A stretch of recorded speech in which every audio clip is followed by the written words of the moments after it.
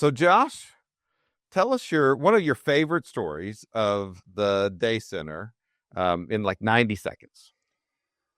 Gosh. So I think one of my favorite things about the Tulsa Day Center. So before I got started here, I was with another agency and I trained a lot of staff to do what we do with that other agency. But I think that one of my favorite things, total coincidence discovery when I got started is my first group of employees that I was training for the Day Center. We got into the system that we use so I could kind of explain stuff there. We open it up, and the first, section of case notes in that system are from Mac Haltom, our executive director, 20 years ago. Mm. And so from that point on, anytime that I bring new people in, I get into the system and we go through Mac's old case notes and we look at how Mac loved our clients and look Okay. about how Mac cared for the people that we serve. And it really sets a tone across the whole training system that we do, because the expectation is there from day one that, hey, the people at the day center care about the people that we serve. And I think that that says a lot Yeah. about the day center as a whole.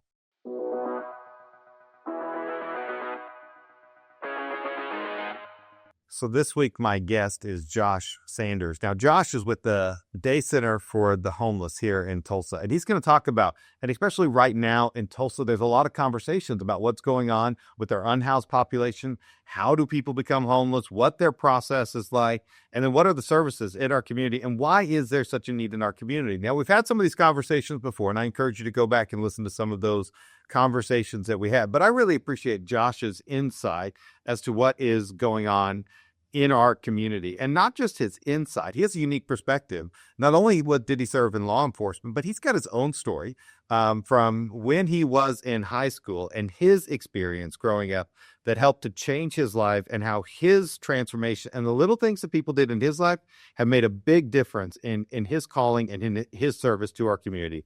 You're going to just dig into this conversation with my friend Josh.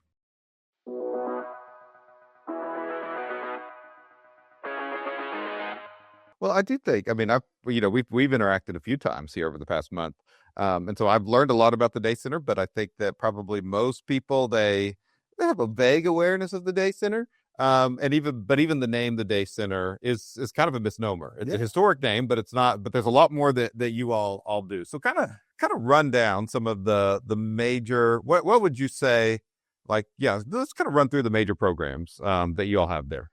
Yeah, so the big thing about the day center is the aim there is to be a one-stop shop for people experiencing homelessness. So we offer, of course, like the name says, we offer day services. We see anywhere from 250 to 300 folks who come through the day center to receive services every single day.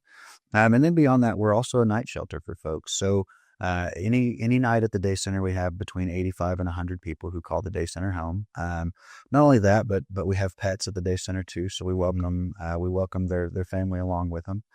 Once they get to the day center, they have an opportunity to check in with an urgent care that's right there on site. The day center has a fully staffed urgent care ran by a nurse practitioner. Again, people who really care about the people we serve, and they're there to take care of them in a big way. So from the time that you check in at the day center, you get access to a ton of services. We have internet access, computers, printers. We have case managers on staff, and not just case managers, but behavioral mental health case managers who are there to help, with the more difficult aspects, of course, of experiencing homelessness, right? It's traumatic, it's lonely, it's depressing, and all of those things are along with that. And so we have a very specialized team there to take care of folks within the walls of the day center.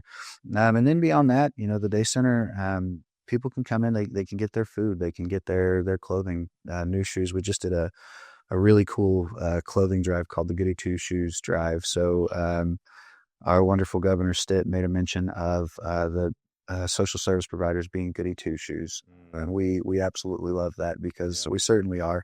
And so we did a really cool shoe drive, and we actually had to do a Facebook post today because we have gotten almost more shoes and clothes than we can sort through and handle right now. Oh my goodness. And so quick drop on that note, if you're a volunteer for the day center, go ahead and sign up and come help us sort through some of these amazing donations that the community's gotten out to us. Wow. So but so you get your clothes, you get your shoes, you get your fresh socks, you get to check in with a nurse, you can get online, you can check your applications for housing or for whatever services you've been applying for. Your pets are welcome anytime. They come right in the front doors with you. If you're trying to come in for the first time and your pet's not vaccinated, or there are any concerns there for health, we're going to get you to a veterinarian to take care of your pet, right? Homelessness is traumatic enough. We don't want to remove support systems during homelessness, and pets in a big way are that support system for folks. And so you come on in with your pets, who you are, how you are, where you are. Come on into the Day Center, get your services, get connected to case management. The Day Center also operates a housing complex called Hudson Villas. There's 60 housing units there. We support permanent supportive housing through those units. We support rapid rehousing through those units. There are 10 that are slotted for veterans transitional housing. And then we have a chunk there that are actually market rate units that are affordable. Here in Tulsa over the last several years, rent has gone up exponentially. And don't quote me on this, but I think our rent there is still under $600 a month for folks that's hard to find in Tulsa. Oh man. We have a rapid rehousing program. So our rapid rehousing team is phenomenal. They get over 100 people annually into housing, and they keep them there. So our rapid rehousing department's retention rate is 92%. We're actually in the process of building a permanent supportive housing program that's going to serve 75 individuals. Okay. Of course, we have our street outreach program. So fully supportive housing. What does that mean? Yeah. So let's back up a little bit. Okay. So here in Tulsa, if you begin experiencing homelessness, your goal is going to be to get connected to a case manager. So HUD is the national organization that funds housing, the Housing and Urban Development Agency.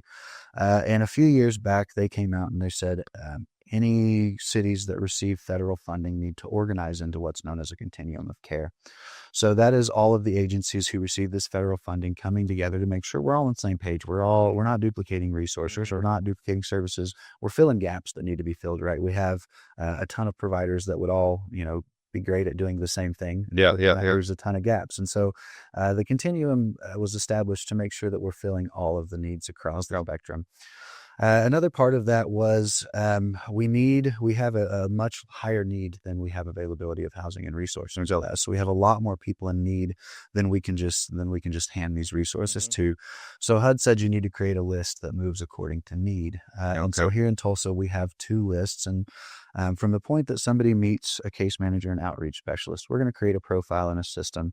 And that profile, based on demographics, based on their experience, based on barriers to housing, it's going to add them to one of 2 lists. So they're either going to get put on permanent supportive housing or they're going to get put on rapid rehousing.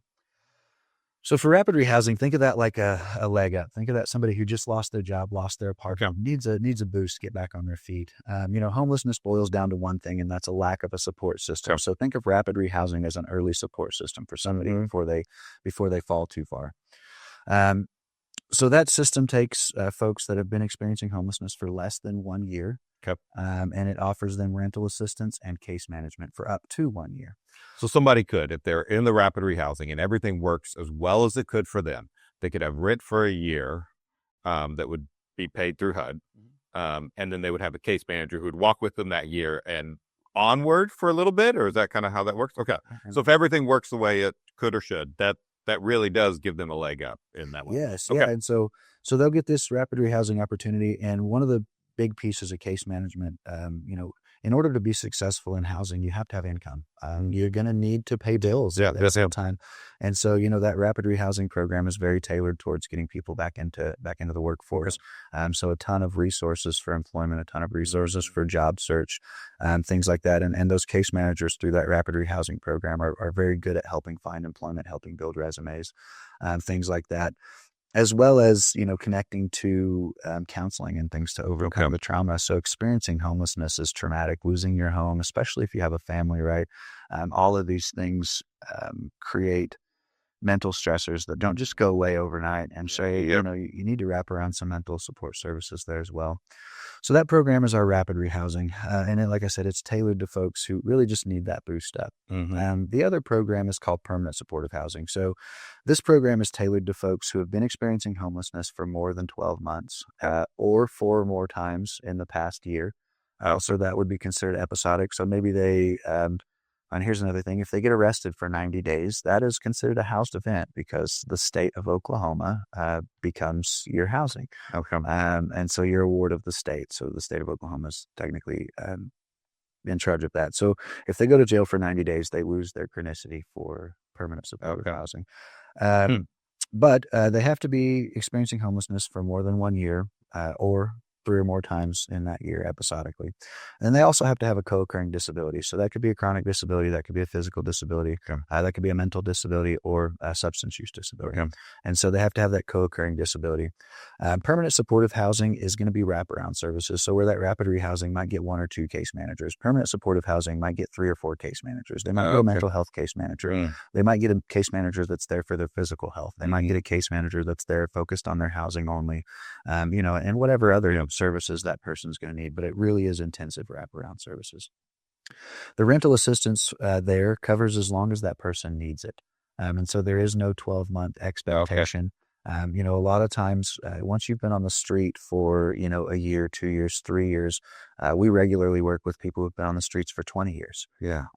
It takes a lot longer than 12 months to get over the trauma and to get over the experiences and to get your feet back under you and to get, accustomed to taking over again. So that permanent supportive housing program is a long-term program, and it serves people as long as they need it. And so here in Tulsa, those really are the only 2 housing options. Okay. Outside of the housing with case management or the continuum housing, we do have a public housing authority here, Tulsa Housing Authority. They're fantastic in getting folks off the streets. They offer, it's called the Housing Choice Voucher now. People formerly know it as a Section 8 voucher. Okay. But that allows people to take that rental assistance to any unit across the city and they'll accept them. Okay. We also have a state agency that provides housing. It's called OFA, Oklahoma Housing Finance Agency. And so they also provide those housing choice or Section 8 vouchers for people experiencing chronic homelessness. Okay. Okay. I don't, one of the things is I think the perception and the reality of anything is so different, right? You look at something I think about my car, right? I'm not a car guy. So I look at it, I think, this just runs. That's all I wanted to do. And the stuff is covered up. And then something goes wrong and you open up and I'm just like, I have no idea what I'm looking at. And I think that's sometimes what I want people to, when they think about like what is going on with the unhoused in our community, we want it to be simple. Like these people did something wrong. They chose this and this is the consequences of their action. Because then I don't have to feel bad. Yeah. Then my neighbor's sleeping out on the street because they chose it, they made a mistake or whatever. And there probably are people who made mistakes and that kind of stuff. But we all have our story. I mean, that's one thing. And there's a unfolding story. I was talking to somebody earlier, and they said, they were talking to somebody whose earliest memory was when they were like 3 or 4, and the police raided their house to arrest their father. And like, what does that do to a person who is 3 or 4, and what do you do living and growing up with an incarcerated father? And that's just one of the things of a series of events that this person didn't choose, that even if they did make poor choices later on in life, they still found themselves in a tough thing. And so we want it to be simple, but it's not simple.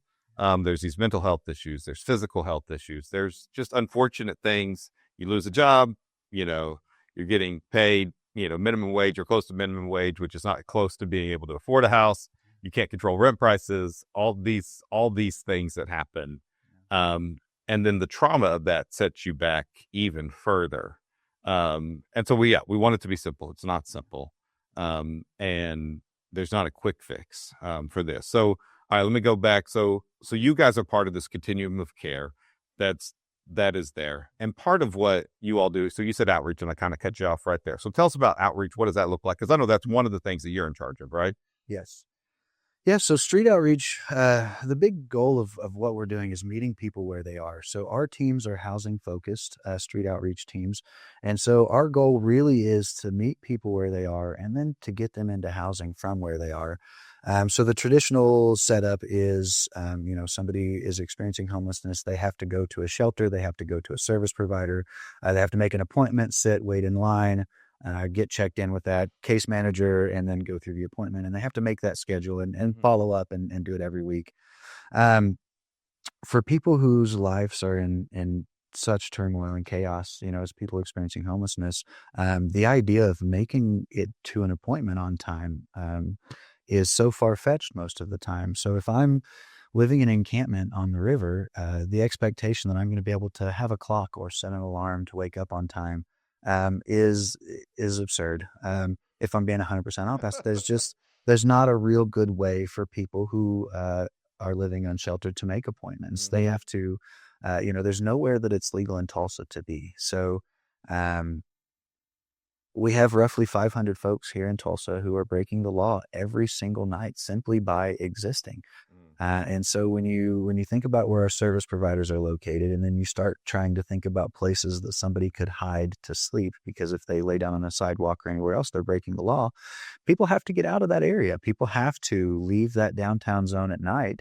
And a lot of times once they leave that area, they're gonna stay out a little bit further, right? It's a lot to walk all the way downtown every day. And so, because it's illegal to be anywhere, people naturally flow further out away from the service providers. The day center has, of course, noticed that. Yeah. And so about 2 years ago, they decided that they wanted to go out into the field and reach the folks who are moving further and further away from downtown. So the day center started looking for some grants. The first grant that we were able to get came from Quick Trip, Okay. which was amazing. So Quick Trip believed in the day center. They believed in what we were trying to do, and they funded us for 2 outreach positions, a vehicle so that we could do outreach, and then some hotel rooms so that we could And gas, I'm assuming. and fuel. Yeah, of course, the fuel, and some extra funding for really cool things that come up along the way. Like when you get somebody into an apartment with a Section 8 voucher, you still have to figure out how to pay the deposit, the first month's rent. You have to figure out how to get the utilities turned on. Even with the voucher, it still ends up costing us about $1,300 to get somebody from the streets into that apartment Wow. in the first time. So, Quick Trip gave us a ton of money to help out with things like that. Um, and since then, Quick Trip has expanded that program. So we don't actually work at the Quick Trips a lot. We go to the Quick Trips every day, but people don't live at Quick Trip, right? And so we are a housing focused program. So we serve people where they live. So we go to the encampments, the communities around Quick Trip. We're finding folks where they are, and we're serving them there. Um, a a big part of outreach is supplies. A lot of what we do are getting people the things that they need to survive tonight. Days that it rains, we go through 50 to 100 pairs of shoes a day. Okay. Your feet are your primary mode of transportation on the streets, and wet feet are bad. Bad for infections. They're bad for physical health. And so we go through tons of shoes. We end up getting a ton of donations and supplying folks to make it through. But really what we're doing with those supplies is we're looking to expand time horizon. So for somebody like you and me, we're looking at, 20 years down the road. We're thinking about retirement. We're thinking about our kids growing old. We're thinking about what are we going to do when it's just me and the wife, right? We're really thinking about that future. But for somebody who's worried about where they're going to sleep tonight, or they're concerned where their next meal is going to come from, time horizons end up being measured in minutes rather than hours or days or months or years. And so a lot of times when we're first approaching people who are not near resources, they're hungry, they're cold, they need services first. And so a lot of what we're doing in the field is we're reestablishing identities with people. We're getting their names back. We're getting their social security cards, their birth certificates, their IDs. We're providing them blankets, clothes so that they can make it through the night. And we're sharing a little bit of that journey with them. I mentioned earlier, homelessness boils down to one thing, and it's a lack of a support system. For whatever reason that is, it may be that your family passed away. It may be that they don't agree with the choices that you've made and they've kicked you out at 19, right? And that happens so frequently, or 17, 18.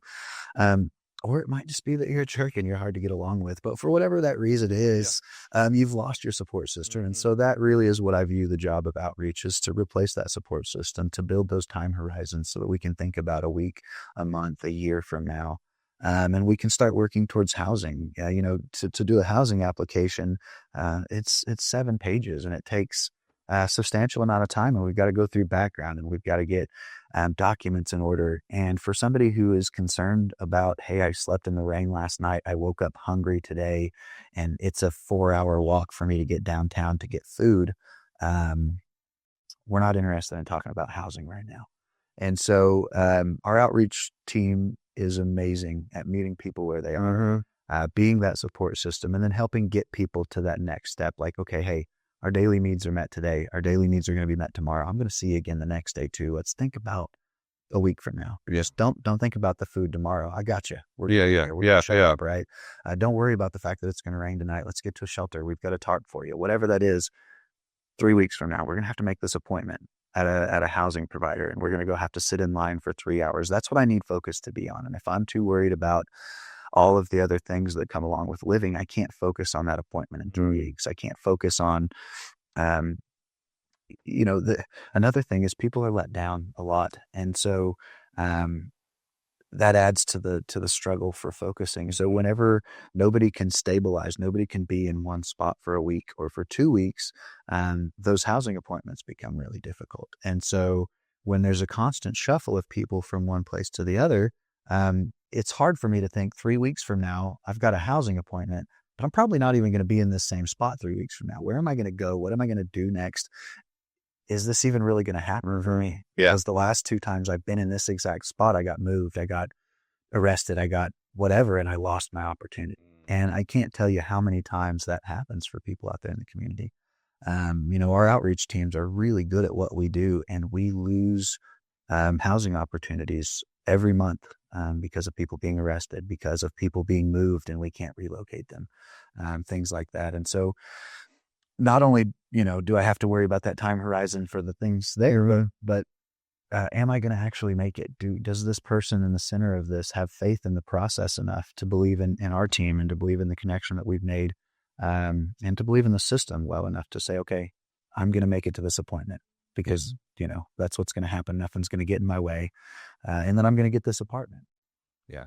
Well, and I would imagine, hope is a funny thing I think about because like as a pastor, like I really believe in hope and the power of hope and that kind of stuff. But then I also think of, when you've been let down, when you've been, you hope before and you don't want to put yourself there and it's really hard. And if you're just trying to survive and, somebody says, oh, this will happen. And then it doesn't happen for whatever reason. And I do want to talk about just kind of why, just how overwhelmed our Tulsa system is, with, just lack of everything probably. Yeah.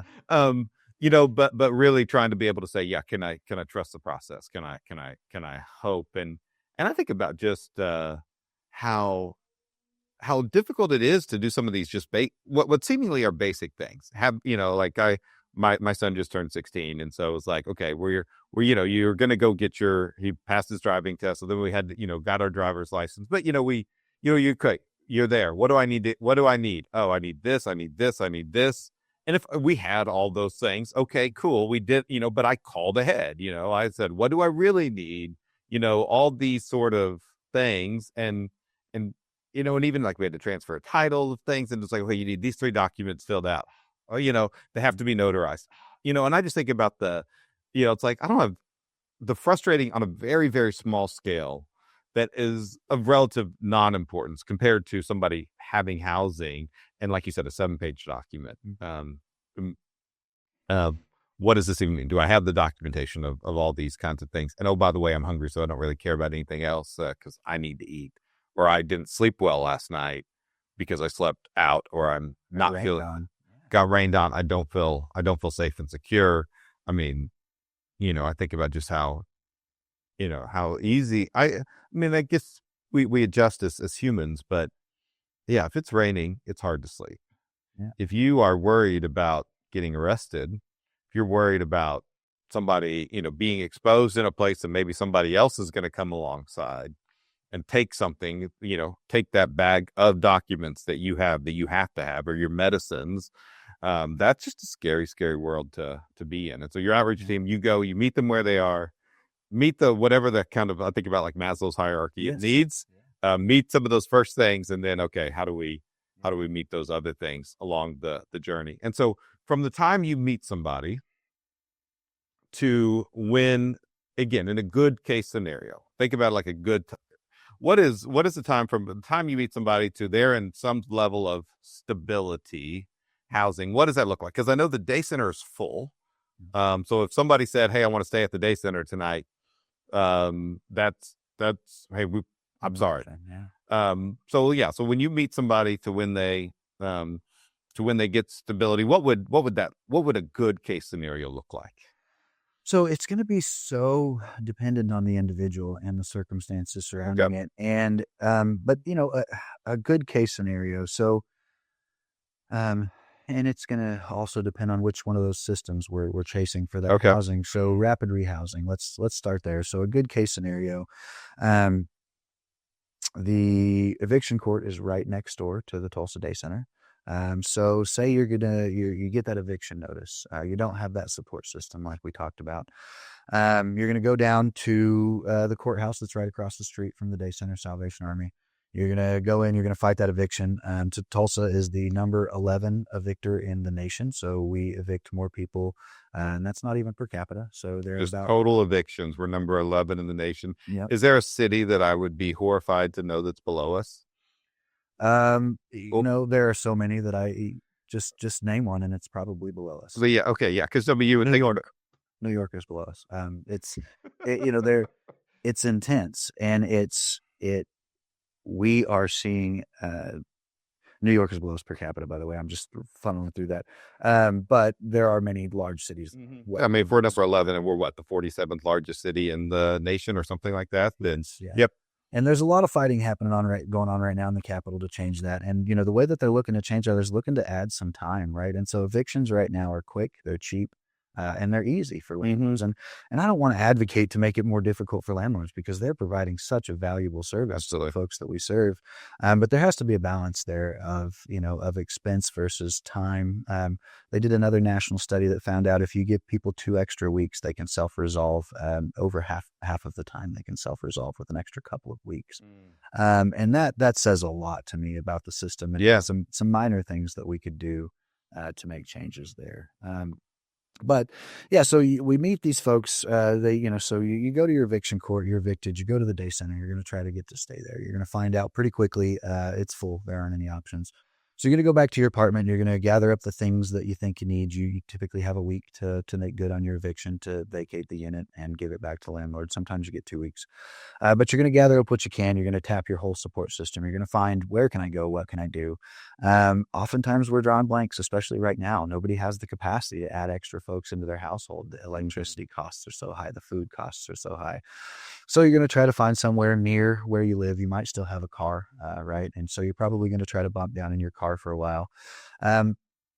A lot of times people don't go back to the day center really quickly. They find out that the day center is full.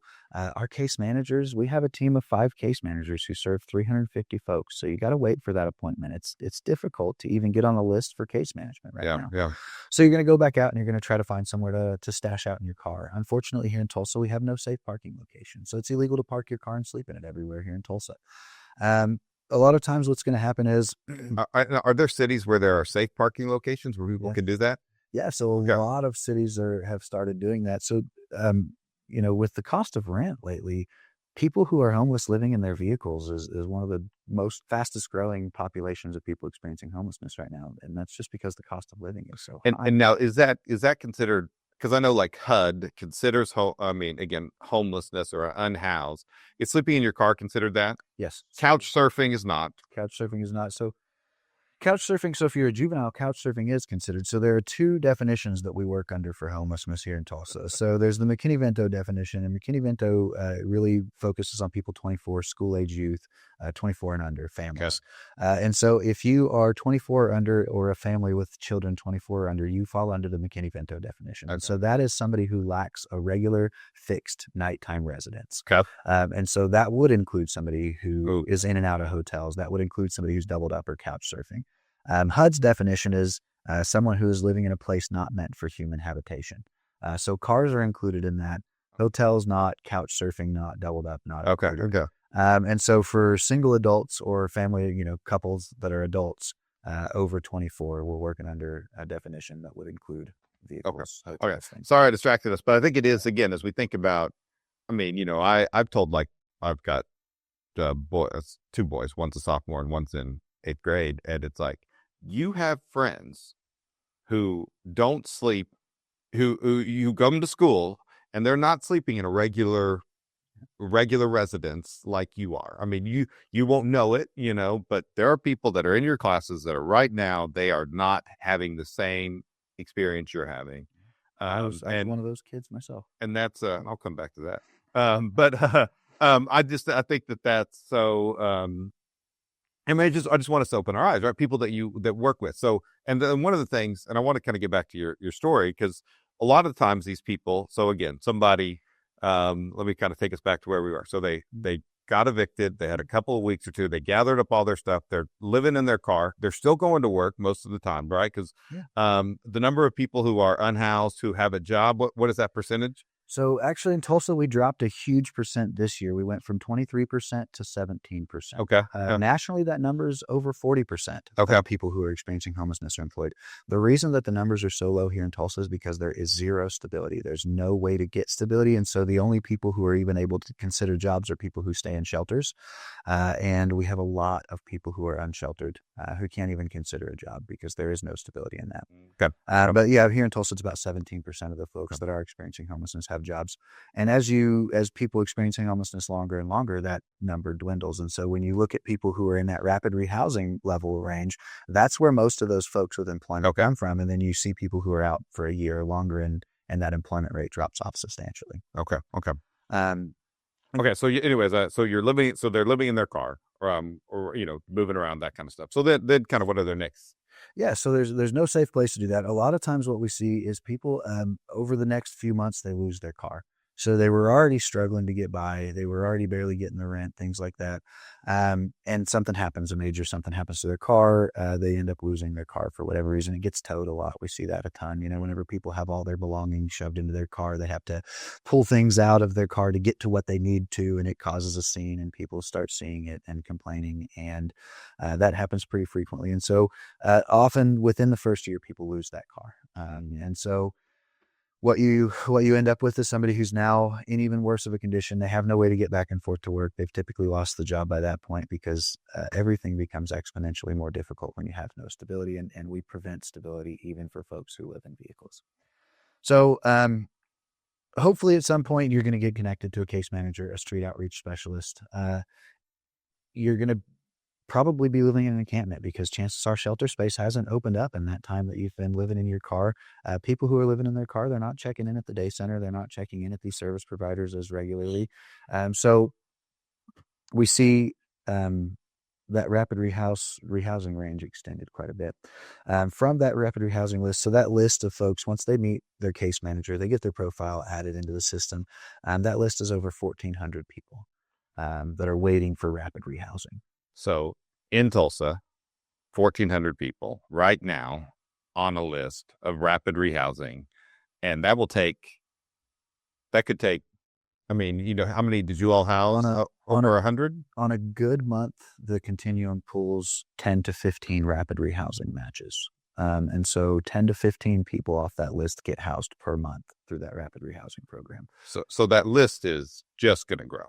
It's just going to grow. Yeah. And so with the mayor's new Operation Safe Move, which is phenomenal, it's going to provide 300 rapid rehousing. So that's not Operation Safe from the governor. Operation Safe Move from the mayor. Yeah. So Safe Move Tulsa is from the mayor. Operation Safe is from okay. I just want to make sure there's a distinguishment there. Okay. Yes. And so Safe Move Tulsa is coming from the mayor's office. It is funded with about $6 million from opioid use settlements, some ARPA funds that were put into the pot. But it offers 300 rapid rehousing beds. It's going to be 150 beds for people who are living unsheltered right now. Okay. And it's going to be 150 beds for people who are living in shelters right now. And it's going to open up that shelter space and help folks move from the streets into shelter, as well as capturing some of those folks that haven't been on the streets for more than a year yet.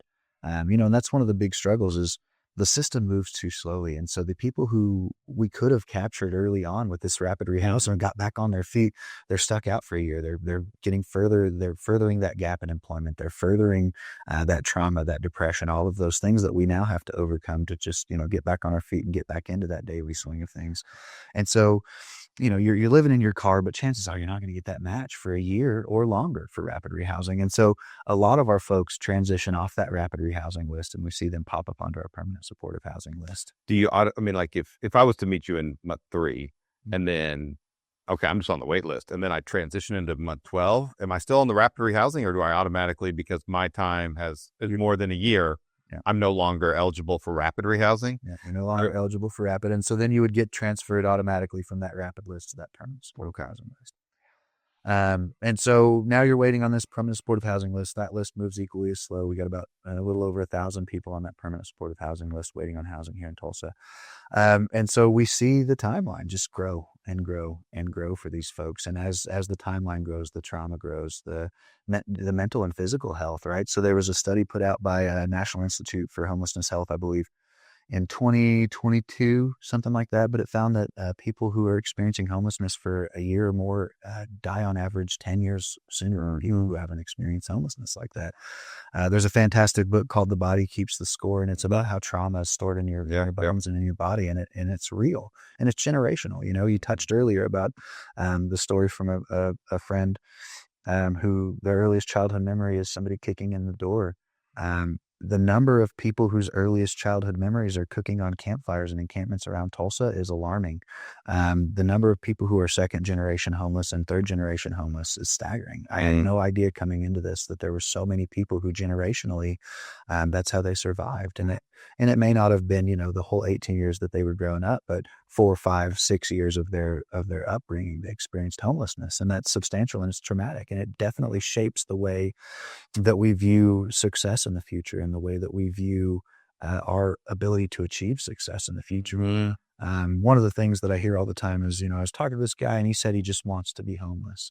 The mentality behind that is there. So when we're talking about this broken system and we're talking about being let down and we're talking about not being successful, and the number of times we may have had the opportunity for housing and lost it, or the number of times maybe we had an opportunity for an appointment, but we didn't wake up on time, we didn't make it, that beats down on a person, right? And you know, whether or not they want to acknowledge like the lack of success there, they feel it, and it continues that homeless experience for them. And those events continue to beat people down. And then they have conversations with somebody like you or I, and they're like, why don't you get off the streets? And they're like, well, I'm just happy you're here. I'm just fine. This is good for me. But in reality, they've convinced themselves that I don't want to fail again. I'm not going to put myself out there on the level that it takes to put myself out there to then be moved the day before my appointment, or then to get arrested for trespassing because I put my sleeping bag on a sidewalk this morning before my appointment, right? And so the accumulation of failures, especially for somebody who's third or fourth generation, second or third generation homeless, overcoming that mentally is almost impossible for some folks, right? And the support system that it takes to wrap around these folks is huge. And, you know, breaking cycles of, you know, of trauma is really difficult. But, you know, I think that, you know, you look at the broken system and then you look at, you know, at people who, you know, have just been beat down by that broken system for so long. You know, and then you hear rumors from the community like, oh, they just want to be there. Oh, they're drug addicts and things like that. We haven't mentioned it here yet, but I was a police officer for almost 10 years before I started doing this work. And I can tell you from experience, the same things that I worked with in encampments, I used to deal with in houses. The difference was they had walls and a door to shut behind them, to hide their trauma and to hide their behavior. But I can tell you that I've had vast experiences on both sides of humanity here, and it's the same. They're dealing with the same traumas. We're dealing with the same things. Everybody's just little kids inside trying to figure out the next best move, right? And for people on the streets who didn't get, you know, the same opportunity to grow and develop, it's harder. It's harder to overcome that. Well, and I do think, there's just no walls. I mean, the human condition, I mean, but if my worst moments were out in public, and I was more prone to worse moments because I'm hungry, I'm in instability, I'm, you know, I don't feel safe. There's a desperation level. I'm going to be more likely to act out in whatever way I might choose to act out, but I'm just doing it without walls. Add that another level of feeling unwanted everywhere that you go in your community. People who were born right here in Tulsa, They're not wanted anywhere. Mhm. They set up a spot on a sidewalk and they get 5 cars who drive by and yelling at them to move. They get trash thrown out the window. If they park under a bridge for the night and they try to sleep there, everything with a loud muffler is going to come by and rev their motor all night. And it's a terrible experience. And then the city of Tulsa comes through and they prevent even more housing and they prevent even more stability. And it creates a situation where this person is continually being um, unhelped. They're continually being pushed into gaps and beat down and told they're not good enough and told they're not wanted and told the system is impossible. All of these things. And how can a person who is going to sleep in the rain tonight wake up hungry tomorrow? Think about overcoming the challenges of homelessness that we've put right here. I just think that if we as a community had a better understanding of let's just call it the human condition as a whole, Mhm. right? Yeah, yeah. Um, we would be a lot more apt to help our neighbors, I Yeah. think. And I do think there is just this fear of people of the, I always go back to Cool Runnings. I don't know if you remember that movie. And it's like where the Jamaican bobsled team, and it's like we're different, and people are always afraid of what's different. And Yeah.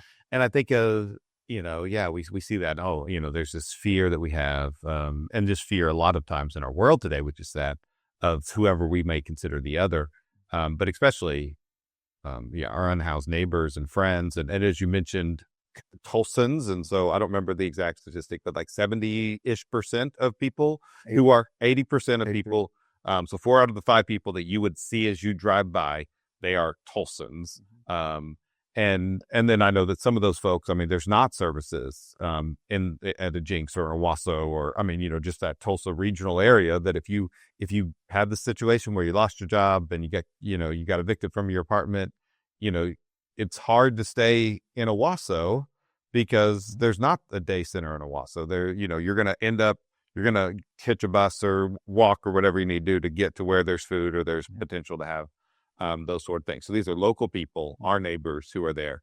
Now I know, I mean, I've talked with some different people, and I mean, one of the reasons we're in this kind of crisis. I mean, one, it's a nationwide crisis. But I can't do anything about what's going on in Los Angeles. I can't do anything about what's going on in Chicago or Miami or, Kansas City. So Tulsa, so we're in this nationwide crisis. And locally in Tulsa, it seems like, one of the things that's abundantly clear through conversations is we don't have enough housing of all levels. We're 1,000 homes short, right? To be able to really 10,000. I mean, we need so much housing to be built of all scales, affordabilities. We need more places. And I know that there are things that are going on. I know, whether that be something like Eden Village or the City Lights things, these kind of communities, these are great. But, when we just have to always be having some sort of different kind of thing. It does seem like that there is this lack of stability. As you mentioned, no parking areas. There's also what seems to be just we need more shelter space as this transitional space. And then also, I mean, there's this perception. I mean, there's so many different things. Did I miss? I mean, I'm sure I missed stuff. But That's so like, much. Yeah. I mean, yeah. So, what, um, so what can an everyday citizen, if somebody's watching this and they're thinking, I I want to do something, and so I mean, so obviously they could bring some, shoes or socks, even or help sort through shoes and socks. I know that you all provide meals, and like our church and other church, a lot of groups and entities come and prepare a meal because you all do that every day. What yeah, I mean, I'm sure there's some advocating for laws and other such stuff that we could do. So, what are some of the things that an everyday citizen can actually do to care for their neighbors? Yeah, I think that's you said it there. I think one of the biggest things that we can do as a community is advocate for change. Mm. The reality is, so every year we do a count of people experiencing homelessness. It's called a point in time count. It's like a census for people experiencing homelessness. We ask about their barriers, we ask about their demographics, we ask what led to their experience, and we ask what they need to overcome that experience. But here in Tulsa, we've got just under 1,500 people experiencing homelessness every single night. Um, And that is HUD homelessness. That's HUD homelessness. Yeah. That's not couch surfers. That's not the other folks. Okay, yeah. So And I heard a statistic from one of the school liaisons recently that number for McKinney-Vento is over 2,000. And so that's substantial. yeah, We've got yeah, a lot of folks. And the reality is they need places to be. yeah, And so as a community, we have to understand and accept that our community needs help. And as part of that, help might need to go in our neighborhood. It might need to go near where we live somewhere. Um, right now, since Operation Safe happened and Highway Patrol has been displacing folks, they displaced over 250 folks. My teams right now are working with more people living literally in neighborhoods. So Tulsa has the Arkansas River that runs through it. And as part of that, we got lots of tributaries that feed the Arkansas River that run right through our communities, right through our neighborhoods. Houses back up to those tributaries. Houses are backed by privacy fences. Privacy fences create alleyways where these creeks and rivers are that run back to the Arkansas River that people are able to hide. So right now, I am working with more people literally living behind houses than I've ever seen since I've been doing this. And the reason for that is because they need somewhere to be, and now they're having to hide so that they don't get arrested, and so that they're not getting citations, and so that they're not getting moved. And so we've got more people living in neighborhoods than I've ever seen. We need better ways for them to do that. We need services. We need day centers. We need shelters. We need places that they can go safely and receive services, not just hiding, right? Yeah. The number of folks, our team, we're trying to locate folks.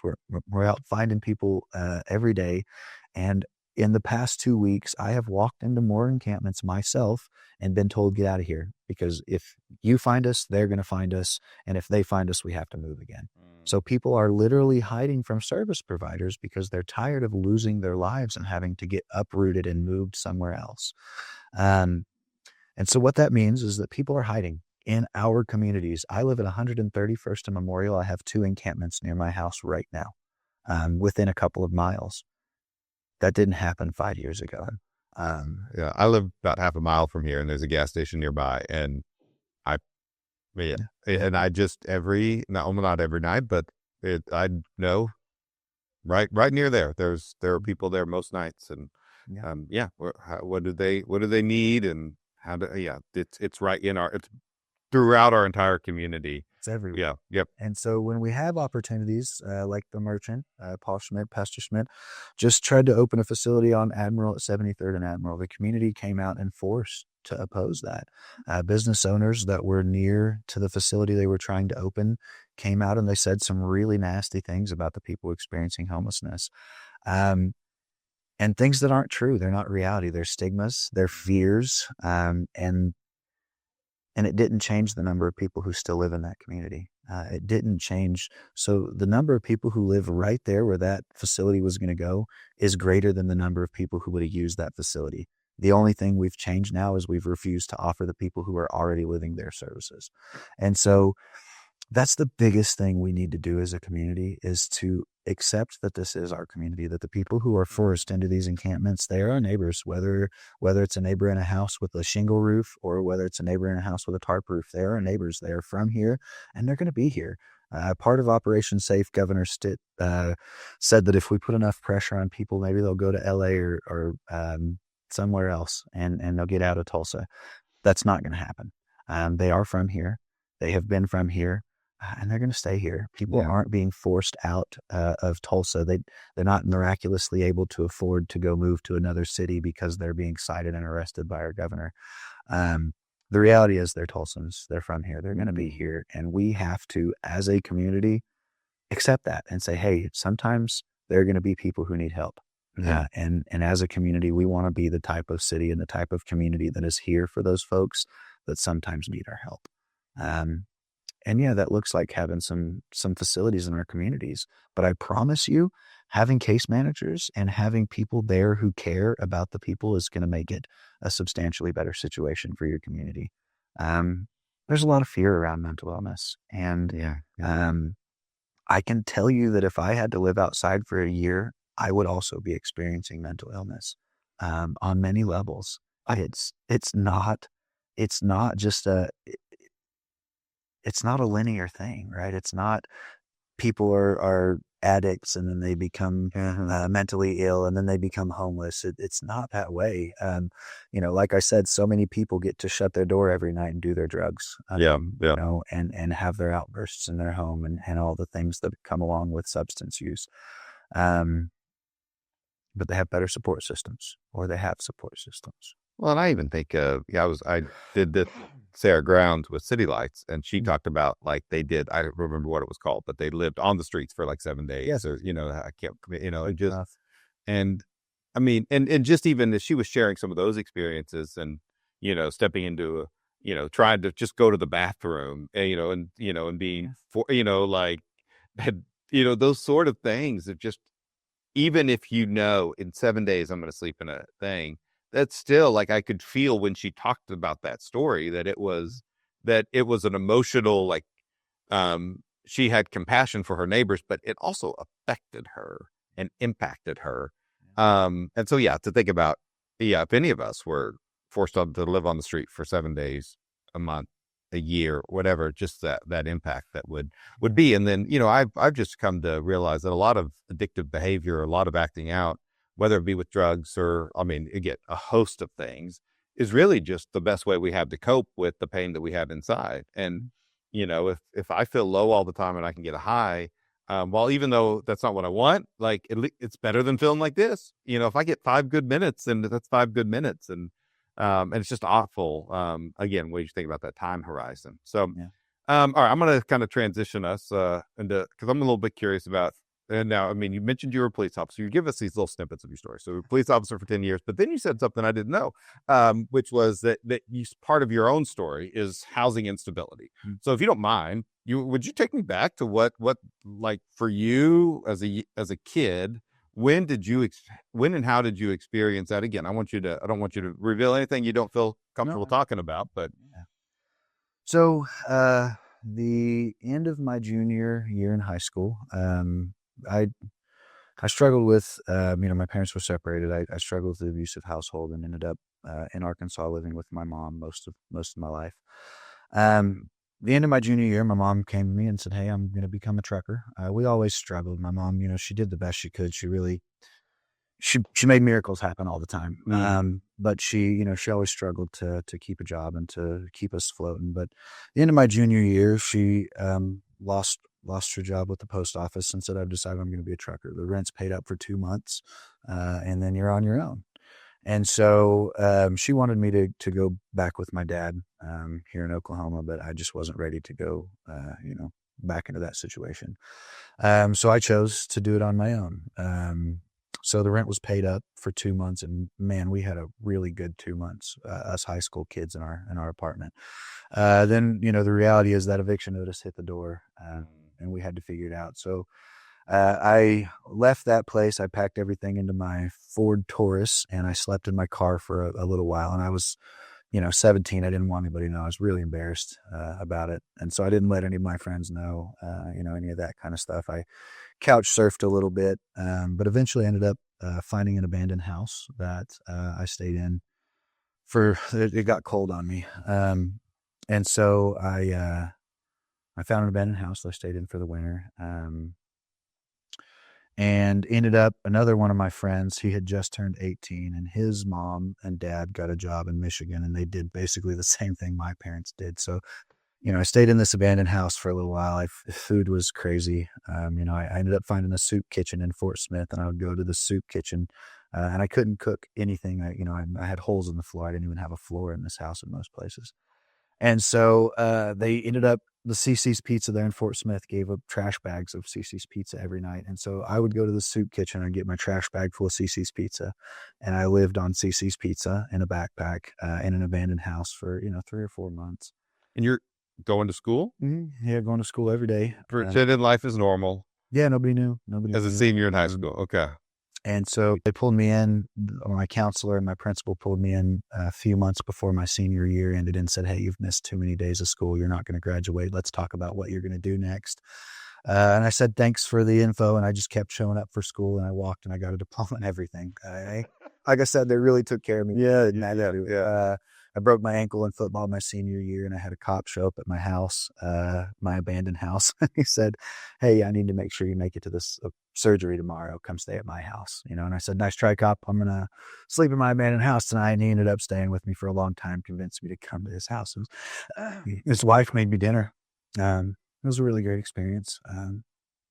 Just a lot of people that took care of me along the way when they didn't have to. Neighbors Neighbors, who friends. didn't see you as a threat, didn't see you as saw you as a person, a Yeah. boy Yeah. trying to live on his own, and they just cared for you. They took care of me. Yeah. And they, I don't know, it seems to me there's a dignity they showed you Yeah. Yeah. that, Time. not what's wrong with you, but I mean, again, to stay for hours to try to convince you. What a wonderful thing that police officer did. Yeah. Yeah. And I went and I slept and I woke up and he drove me to my surgery, and I got out of surgery loopy as heck the next day. And he drove me home and bought me lunch and just left me, like he didn't have to. He had kids, younger than me. And then another situation, where me and my friend, we get housed up together, and our electricity gets turned off, and we're broke, man. We don't got no money. We are running around looking for firewood to steal. And we come across, we had a fireplace, but no electricity. So we're like, we can at least not freeze. It's January. We come across this barbecue truck. He's open and running. We just roll up and we're like, you know what? Let's just ask him for some wood. And we kind of gave him a rundown on our situation. And this dude filled the back seat and the trunk of my car up with wood. And we made it for weeks, Wow. He didn't have to. He gave us lunch. He sent us home with lunch and dinner and a carload of wood. But that was the community taking care of me. I was an 18, 17-year-old boy. Of course, I looked a lot different. I was running around, looking different, being different. I was in school. I had so many different opportunities in that space than so many of the folks that we serve had. There were people that were willing to take care of me, just because I was a kid, Yeah. Wow. And so many of the folks that I serve today, they don't have the opportunities that I had in that experience. My experience lasted about 6 months before me and my buddy that I lived with started paying our own rent. We got our own house. We got utilities in our own name. We did the rest, the last few months of my senior year in a house, paid for on our own, with our own jobs. But the only reason I got there is because the community around me, because the people that cared for me when they didn't have to. Yeah. Yeah. And so when you ask, what can we do? That's what I want people to do. I want you to reach deep, and I want people to find the reality that we're all just that little boy trying to figure out life, man. We're all just, it doesn't matter how old you are. I'm 38 now. I'm still that little boy trying to figure it out, making the next decision based on the last one that I made and trying to do a little better every time. And had it not been for the people that took care of me when they did, the next decision would have been worse. The next decision would have been worse. And I never would have been able to build the ability to make the decisions that I needed to make to get myself out of there. If I didn't have the compassion, the stability that eventually came, right? All those things that I needed to end that experience, I never would have. It wouldn't happen for me. Well, and it seems like excuse me. I mean, you had friends. That matters, right? You had a community of friends. And then you had these support systems, whether it be teachers, coaches, cops. I mean, these different people who, they just provided just that support that you needed. Just a little bit, even, just a little bit. And that, I mean, again, because what you're telling me are these days in your life, the day, the cop and the surgery, the day, the barbecue and the wood. I mean, there was a lot of days around those, but those 2 days gave you the hope and the love and support that again, I mean, literally the wood lasted you weeks, but it's like that wood that he gave you, and he probably never knows. He'll never know. I'll never remember it. Changed my life. Changed your life. So that fire that he started, 20 years ago, it's still burning. And now it's burning to help people who he'll never meet. And that's a beautiful thing about community. That's a beautiful thing about services. And so you got on your feet. And looking back, it just seems like a totally wow.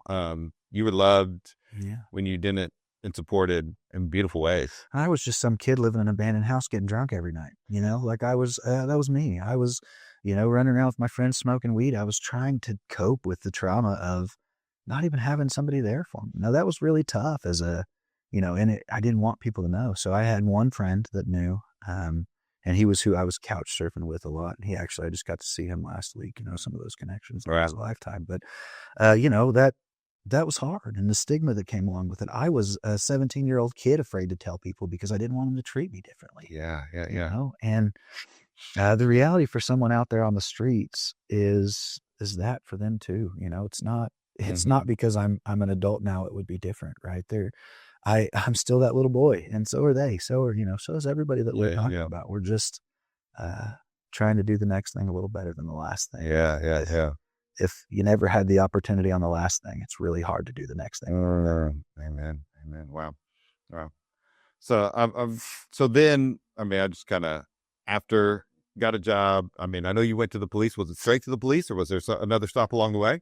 No, so I got that house, and I was actually in high school. I was going to welding classes to become a welder, and so I got to leave during the day at high school to go take some classes. So I graduated as a welder. I started out doing ornamental iron work, but I couldn't find a real stable job, and homelessness scared the crap out of me, and I didn't want to be back there. And the place I was working was a farm, and I would, it wasn't consistent with pay, and I would miss a check. And so I got that welding job, and then I started doing ornamental work. Same thing; it was just inconsistent, and it scared me so bad. And I had family here in Tulsa. My dad was here. I have a brother here.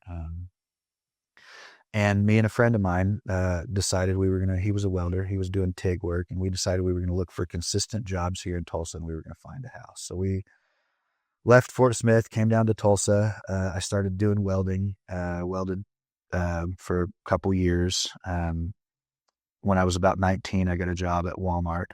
Okay. Started doing asset protection, catching folks who were shoplifting, and I got connected to a bunch of officers who really kind of reignited that flame for me.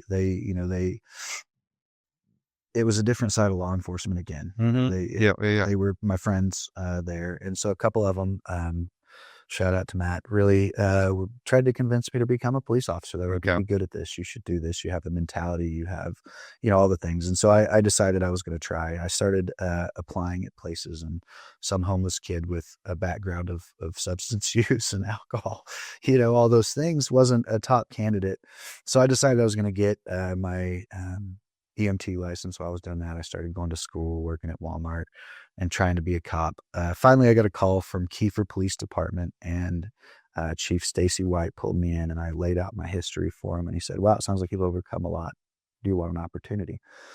So he gave me an opportunity. I became a part-time police officer there, making $9 an hour, still working at Walmart.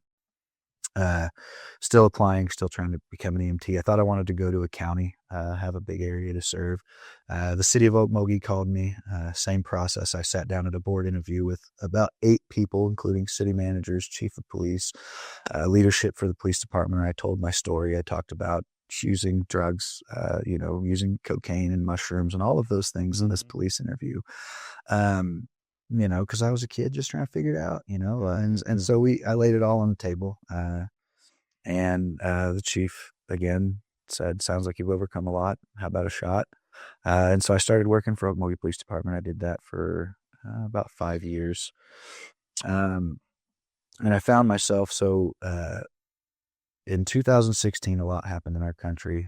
Black Lives Matter, protests started, Freddie Gray, killings, things like that. And it caused a lot of backlash in the law enforcement community. So at the time I was working, I was the president of Fraternal Order Police Lodge for Okmulgee, and I was doing a lot of community policing. I was in the schools every day. I was part of a program called Boots and Badges, where a couple of us and firefighters went to the schools every day, and we played with the kids and we did that kind of stuff. And suddenly these kids that I was friends with and I've been hanging out with for a long time, they didn't want to hang out with me. They didn't want to be my friends. I'm walking into these schools and, being called a pig and things like that. And I'm just so confused by this. I'm like, I'm not anybody different than the same guy I was. Here I am. And a lot of the guys, a lot of officers in that situation across the nation, they got mad. They got frustrated that, I'm the good guy. I'm here to help. I'm trying to do the good thing. For, so many officers that I worked with were there for the same reason I was. Absolutely. They wanted to do the right thing. They wanted to be good to the community. And as part of that, I kind of started looking at the system as a whole, the private policing. I read a book called The New Jim Crow. It was a fantastic book. But it caused me to look at things a little differently, the private prison system, kind of my role and what I was doing there. And I started looking for an exit from law enforcement. So in 2017, I think, I left law enforcement. It might have been, it was the end of 2017. And I chased money. So I had a friend who had an insurance agency. So I started chasing hurricanes and natural disasters, adjusting insurance, writing estimates and handling claims. I did that for a couple of years, but was so unhappy. It was the best money I've ever made. We put money in the savings and, paid everything off. And it was really neat, but as cheesy as it sounds, I'm a public servant at heart, and I had to get back to serving in some capacity. COVID hit, and me and my kids found ourselves spending a lot of time riding our bikes around Tulsa. We would be riding on all of our beautiful paved trails here, and we'd see a beautiful dirt trail, and we would hit this dirt trail, and we'd end up in an encampment. And so we're driving around Tulsa, me and my wife, and I'd be pointing out these encampments. I was blown away. I just had no idea homelessness was here in Tulsa. Yeah, I didn't spend a lot of time downtown, and I didn't know. And so we'd drive past an encampment. I'd be like, you're not gonna believe this. There are 15 people who live in the woods right here. This is Tulsa, Oklahoma. I'm like, what are we doing? We have oil money here. Why are there people? Yeah. And I would get frustrated. And this went on for several months of me, doing insurance, being deeply unhappy and seeing all of this homelessness and being frustrated and mad. And one day we're driving past the camp at 71st and 169. And I'm like, there are 30 people who live in the woods right here. And I'm telling my wife about it, and I'm complaining. And she just looked at me and she said, well, then do something about it. And that reignited the fire. And so I got online. I started figuring out what is happening here, because up until that point, I'd done nothing but complain. I just, they're 50, this is ridiculous, do better, but I hadn't done the research. I hadn't gone online. I hadn't dug in to see who's doing what is happening here in Tulsa. And so I did that. I found an agency who was just forming. They were called Housing Solutions, and they were positioning themselves to take over the continuum of care and to lead the efforts to end homelessness here in Tulsa. So I sent an email to a guy named Tyler Perret. I said, Tyler, this is amazing. I found you online. Here's what I'm seeing. Here's my background. Here's what I did, and I want to do this. Wow. Send. About 3 months later, I'm convinced, this isn't going to happen for me.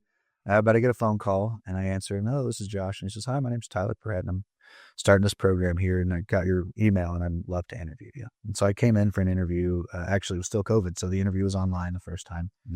Did the interview, waited a few more weeks, finally got a call back. They offered me a position. I was making really good money doing insurance. And they offered me a position to come do street outreach, and it started at 35. And so me and my wife sat down at the table that night, and we had some real conversations. Like I said, it was more money than I'd ever made. So we'd been able to put money in savings, and we had a little bit of a nest egg. And I didn't know what was next. I knew that I was unhappy. I knew that it was making my family unhappy, my unhappiness, and I knew that something had to give. So we decided, we're going to do it. Wow. Left my position, started at Housing Solutions, and the rest is history. Yeah. I got in, I got my feet under me. I really got an understanding of what's happening here. And it hit me. Wow, we can fix this. People just have to understand. Everybody needs to know what's going on here. And so a big part of my role with Housing Solutions became that community liaison, community education, speaking to businesses, speaking to other nonprofits about homelessness and about what we're doing and about what we need to be doing to fix the situation at hand. And so from there, I worked for Housing Solutions for a while. I kind of got a good understanding of the continuum of homelessness, and then the Day Center wanted to start their program. And so they reached out to me, and I had just received a grant at Housing Solutions to stabilize that program for 5 years. And so it was a good time for me to look for something different. And so Tulsa Day Center. Okay. Yeah. Well, thank you for sharing. I mean, that's story. Well, it is in a nutshell. I mean, what I love, part of what I love is just hearing people's stories. And one of the things that I often say on Sunday mornings when I'm preaching at the congregation is I may not know your story, but I know that you have one. And so that was as you came and spoke at our church, and then as leadership Tulsa when we came, I was like, there's more to that story, to your story. that I wanted to hear. And again, for me, it's just hearing it and you seeing like, um, you seeing yourself. I mean, like Yeah. you seeing people, then that is just such a powerful thing. And then, it's like, you should do something about it. Like, I think that God does. I mean, I get from my faith perspective, like God puts these things Absolutely. inside of us to be like, I'm burned. There's something burning inside of you for a reason, and go and do, and to take a wild step most of us don't like to take a significant drop in pay. But it's like, hey, this is the faithful thing to do. And it makes me think of, and I was thinking about it today with like there's a story of the Good Samaritan, and like there's all these verbs, and I love verbs. It's like he saw the person on the side of the street, he felt compassion, he went over. I mean, it's one thing to see, it's another thing to feel compassion, it's another thing to go over. And then it says he bandaged his wounds, to actually take care of that immediate need, which is what you all do, right? If you're hungry, what is that immediate need? It's food. If you're in pain, you need to bandage your wounds. He took him. I mean, right? Literally, I'm sure that's what you do. You get in a van and we're going to take you someplace. And then he returned, to make sure that the person had care that was needed ongoing. And again, I just think that that's what you do. That's what the Tulsa Day Center does. And I'm just so thankful that there are people like you and so many others, in our, I mean, I feel so much hope in our community, even though it's such a big mountain to climb. Um, because I know there are people, that are doing the hard work and really thinking. My sense is that we didn't get into this problem overnight, and the problem is a terrible word, but like we didn't get into the situation overnight. It's not going to be fixed overnight, and there are things that probably we have been on a downward trend, as of a community, and we tried not to see it because we don't want to see it, Yeah. and now we can't help but see it. And so the question is, are we going to do something about it or not?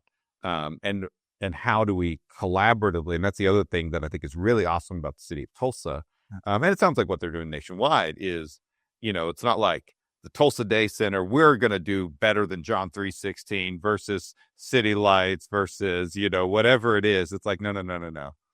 Let's collaborate. Let's all be in this together. And I just think that's a wonderful thing, Yeah. that is happening, and that we get to be a part of it. So I've got just a couple of questions probably. But so what's next for the Day Center? What are your kind of big dreams for the Day Center, as you all just continue to grow and expand and meet needs? What's next? So right now we actually just got a grant for the 75 unit scattered site permanent supportive housing program. And so that's going to be a huge lift for the Day Center over the next several months. But on top of that, I think the big thing is just expanding existing programs. So the Day Center has already so many places of homelessness that we're touching and that we're already working to help people overcome. And I think that, as homelessness has grown over the past several years since I've been doing this, I've watched it grow substantially. And I think that we're just going to have to grow those services. Okay. I think that, since I started, our outreach team has expanded from 3 of us to 16 of us. Okay. Our rapid rehousing team has expanded by 8 in the last couple of years. We're adding this permanent supportive housing team. Shelter operations have to expand somewhere. The Day Center, we don't have any more real estate for that. But we need more shelter operations around Tulsa. I don't know if the Day Center is going to tackle that, but we are in a good position to help. At least collaborate on what that looks like in the future. And then, just really working with our other agencies. So we're members of a psychiatric providers council that meets monthly to talk about the clients that we serve there. We're members of several housing groups where we meet and we talk to all of the case managers, and we really just are working to solve some of these systems barriers and gaps. And so one of the things that I hear around the Day Center a lot is that people don't fall into gaps, they're pushed there. And I think that, the Day Center as a whole, we're trying to find those gaps and not only fill them, but keep people from being pushed in the future. Yeah. No, it's okay. Well, again, I know the needs are just so big, but it does feel like, again, I see like this momentum, turning to be able to do that, in really good way. So, quickly, winter's coming. Yes. What I mean, and so winter is one of the times in which our compassion goes up. So what is, as winter is coming, like, what is that? What do y'all do? What does that look like? So every year since I started doing this here in the city of Tulsa, we have had a major lapse in available, or a major gap in available shelter beds versus needs. So the first year that I did this, we ran into the ice storm and we ended up getting funding for 450 hotel rooms. We put people in hotel rooms across the city, and that saved a ton of lives. It was financially very expensive, and it did work. It was great, but it was a more expensive option to help. Every year since then, so the next year following the closing of the hotel, we didn't have opportunity for that. So we actually started reaching out to all of the churches in the community. We had no luck there. It's a big lift to bring people into the doors and to staff a shelter and all of those things. And so what we ended up doing that year is we found somebody who was willing to loan us a facility, and our outreach teams run the facility. And so for the past 4 years, 3 years in a row, we opened up the Rose Bowl, which is over off 11th and Sheridan. And so that is able to sleep between 300 and 400 folks when we open that space up. Cornerstone Church has been amazing. They've opened their doors every year to folks whenever we find ourselves in that situation. And then Tulsa Dream Center has been fantastic. Okay. But even with all of these folks online, we're getting ready to have another 125 bed winter shelter that's going to open, and it's going to run from November to March. But we are still going to see a huge gap in beds that are available for folks that need them this winter. So I was actually in a couple of conversations about that today. We're trying to kind of triage and think of locations that we could host these shelters. Whenever we host a shelter in a location, we're talking, 200-300 people being in a location. It's not just overnight. It's for, until the weather warms back up. Every year we run into situations where the facilities need to open back up and get back to their regular programming. And, we have to close down a little bit early. And so as we go into winter, this past year, the way that we trigger these cold weather events is if it's going to be below freezing for 48 hours or longer, these winter weather events are triggered. And so when the temperature gets above freezing, the winter weather event is called off because the temperature got above. But what happens is when the emergency is called off, it still gets really cold at night. So we still have folks every year who were forced back out of our winter shelters early. This past year, I have a really good friend named Car Wash. He was in our emergency shelter with us the week before the emergency shelter opened. The city came through and they cleared out his encampment. Car Wash builds really great camps. He insulates them, and they're safe for winter weather. But this year his camp got torn down. So whenever we had to close the shelter, it was still quite cold at night. 2 days after the shelter closed down, Car Wash, he had gone back to his encampment. He tried to make a tent out of a shopping cart and a TV, and a tarp, but that TV's insulation value and shopping carts have terrible insulation value. And so what ended up happening is, he got frostbite within 2 days on both of his feet. He ended up making it out of his encampment, and he walked to a nearby Quick Trip where an ambulance was called. He stayed in the hospital over the next couple months and had, parts of both of his feet amputated. Since then, he's been in a program that helps, get people into housing. It's one of our programs through the Day Center. But the reality is if we didn't have this program to get him into, he would have had to go straight back to the streets with a fresh amputation on both feet.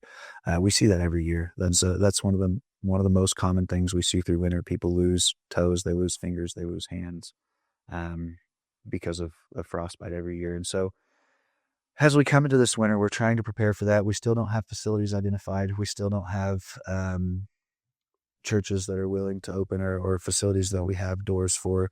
But as we go into winter, I want to encourage our churches. I don't know. I'm sure that we have lots of folks that are going to listen to this podcast. I will come spend hours with churches in advance. I will prepare you for this. I have a book put together that talks about what it means to operate a winter shelter. How does that go start to finish? But as I look into winter, that's where I'm needing help with right now. We're still going to be short, probably 300 to 400 beds this winter. Homelessness has increased over this past year.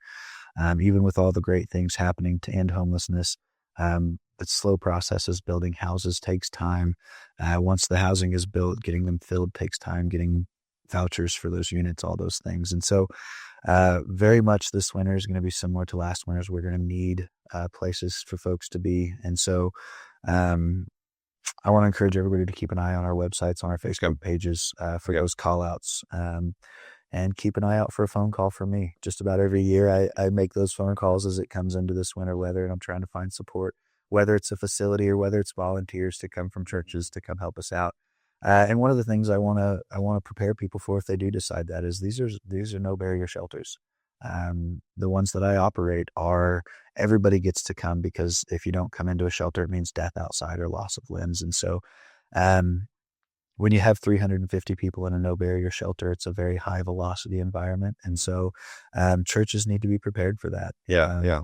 Volunteers need to be prepared for that. We have great support systems in our teams that come out. So,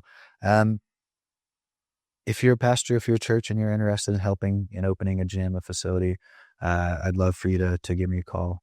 Reach out, shoot me an email. Let's talk about it. But that's kind of where my winter plans are right now. Yeah. Wheels still spinning, trying to figure out what are we going to do for these 400 folks when we get there. Yeah. And I would just say, I mean, I know that's something we're talking about as a church. And then I know that there are other, I think of what does it mean? I mean, there's just a messiness. I mean, that is dealing with humans, right? Behind walls or in front of walls or wherever it might be. But it's worth it. I mean, again, there's a lot of things to consider, right? I mean, so it's not every church would just be like, hey, we can do this. But, right. But I mean, again, I think part of what at least our faith, I mean, I think about the faith teaches me is like, we go to where people are. And this is what I understand Jesus did. He moved towards us, went from the comfort of heaven to the messiness of earth. And that's where, like, again, we put ourselves in uncomfortable places. And that's part of support is, I can do something. And so, yeah, I'd love for you to reach out to Josh, and we'll help get his information out there, and see if that's what might be the best thing, or there's other ways, again, to come alongside, to volunteer at one of these things, to get a sense of, hey, go help out, partner with Cornerstone or the Rose Bowl, send some people there to see, so you kind of know and imagine what it looks like. And I think that'd be a really, really good thing. I like to end these podcasts with kind of just some rapid fire, top of the mind. We're not going to go serious, sort of questions. So don't overly think. Just kind of say what's there. So what is your favorite word? My favorite word. Lately, it's probably been housing. At least that's the word that I use the most in my vocabulary. If you did a Venn diagram, housing would certainly be the biggest bubble, I imagine. Okay. Yeah. What is a place in Tulsa you love to eat? I love Elote downtown, probably my favorite, or the Vault. And I'm going to drop the reason for that, because Libby, the owner, supports homelessness in a big way, and they make fantastic food. So if you're a business owner, support homelessness and make good food. But that's my two for being the best in Tulsa. Okay. So any small businesses in Tulsa people don't know about that you think, hey, this is really people need to know about this, or they do some really good stuff on the side? They're not a small business, but I think that it's important that we mention our big partners like Shields. They're fantastic. They show up in a big way. Quick Trip, they're big partners, but they show up in a big way for our community. Yeah. So you mentioned the name Car Wash. What is another interesting name or nickname that you've come across just in your time as you meet somebody? I got a friend named Front Porch. Okay. And I see him every year at our winter weathers as well. Let's see. So we got Car Wash, we got Front Porch. I know probably 10 different guys named Cowboy. So if you're thinking about Cowboy for a street name, maybe look a little different. I think that's one of my favorite things. When we're on the topic of name, I'm struggling to not get too serious here. Yeah. No. You're good. You go for it. Okay. So, street names. When we're first meeting people, one of the first names I get is their street name. Most of the time, there's a lot of trauma and stigma that comes around experiencing homelessness. But I'm getting street names. And so I was walking into my friend Cowboy's encampment a while back, and I'm walking in and I'm yelling his name, John. I get all the way back to his encampment. And there he is sitting in a chair. I'm like, John, what are you doing, man? I've been hollering at you. He's like, nobody's called me John in over a year. I only go by Cowboy. And that really stuck with me because that's his name. That's who John is. That's who his parents called him, who his grandma called him growing up, right? And street names are super fun and they're really cool, but they're there because we're trying to avoid that stigma and things. And so I get a lot of really cool street names, but what is so much more exciting to me is when somebody finally sits down and they say, my name's actually John. And I love that the most. But yeah, car wash, front porch are probably two of my most cool. Well, I would say I was like I didn't want to get distracted from what you were saying about car wash and his experience, but I was a little distracted in my mind of like car wash. What a fascinating name. And again, I live near a gas station / car wash, and I mean apparently I mean one of my neighbors said people are taking showers at the car wash, and I mean it's just like I hadn't even thought of that, but then it makes sense of like, hey, if I could do this. This is better than any other options I have. I don't care if it's cold or whatever it might be. Yeah. And it does, and it makes me think, those street names, I never thought about it before, but it provides a level of, it's a barrier that, you don't get to know the real me, right? You get to know who I present as, and that protects me and all the vulnerabilities that I have. And I don't want to be this vulnerable person. I want to be this other person until you build that trust and that relationship to be able to come in. If I was to come into your house, what would be the most unusual thing I would find? My wife loves rocks. So everywhere that we go on our travels, she collects rocks. I have a fireplace mantle and shelves full of rocks and herbs. She's an herbalist as well. So my entire kitchen walls are jars of herbs. Okay. People walk in and they think a witch must live there because they're making potions and they have a ton of stones, but she's not. She's just the lady who likes health and rocks. Okay. Very cool. That's one of my favorite questions to ask because people, they just have just interesting things. What? Let's see here. I don't have my list in front of me, so I'm having to pull up different things. Somebody comes in from out of town. Where do you take them? Center of the Universe. I think that's super fun. I love to go downtown. There's so much to do downtown here. And then the Gathering Place. I take everybody that comes into town to the Gathering Place because what a cool thing to get to have right here in Tulsa. Okay. Yeah. Oh, absolutely. Books. You mentioned a book, the new Jim Crow. What are, and you mentioned The Body Keeps the Score. What are a couple of books what is a book about sort of, housing that would be really good to read? And what's another book that's just been really helpful for you? Let me get a quick aid right here so I can give the authors. Yes. So there's a book called When We Walk By, and that one goes through national statistics on homelessness, and it breaks into stories on homelessness and people's experiences. That one is written by Kevin Alder. I would suggest that book. First and foremost, it's a fantastic one. When We Walk By. Okay. When We Walk By. And then another one is called Crazy, and that is by Pete Earley. Crazy is, so Pete was a journalist for New York Times, and his son was diagnosed with schizophrenia. And Pete began that journey of trying to help his son and fighting the system. And it's a really great outline and a great explainer for why mental illness is the way it is on the streets today, and what we need to do as a system and as a community to fix this. Crazy. And then Poverty by America by Matthew Desmond. Any of Matthew Desmond's books are great if you want to understand data and statistics around homelessness. Okay. Those would be great ones. Okay, good. All right. Let's see here. Let me wrap up with this question. It's my question I typically get, and I stole it from another podcast. But when was the last time you felt most fully loved? Well, I mentioned before we got started, last week was probably one of the hardest weeks of my life. We lost my 16-year-old daughter's mother last week.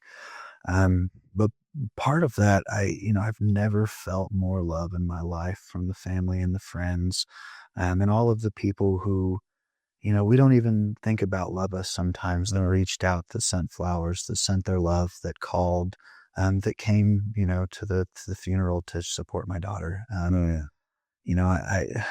I've never had a harder week, but at the same time, I've never felt more loved and more cared for by my community and the people around me at the same time.